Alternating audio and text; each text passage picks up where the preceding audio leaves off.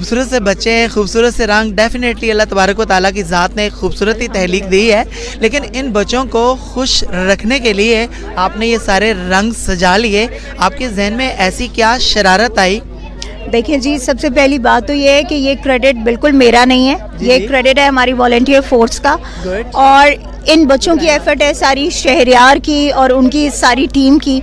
ये सारे वो बच्चे हैं कि जिन्होंने अपनी पॉकेट से, कोई इनको पे नहीं करता, कोई किसी से ये फंड्स नहीं लेते, किसी से डोनेशन नहीं लेते, और ये अपनी पॉकेट मनी से खुद कंट्रीब्यूट करके ये सारे बच्चे जो हैं ये मिलकर ये अपने इवेंट्स इस तरह की कर रहे हैं। और इन्होंने आज जो है ये इवेंट इन बच्चों के लिए जो है वो ऑर्गेनाइज किया, and I am thankful to them because इन्होंने मुझे इनवाइट किया इस इतने खूबसूरत मतलब इवेंट के लिए। इन्होंने अगर मुझे चुना तो I am really grateful and thankful to them actually.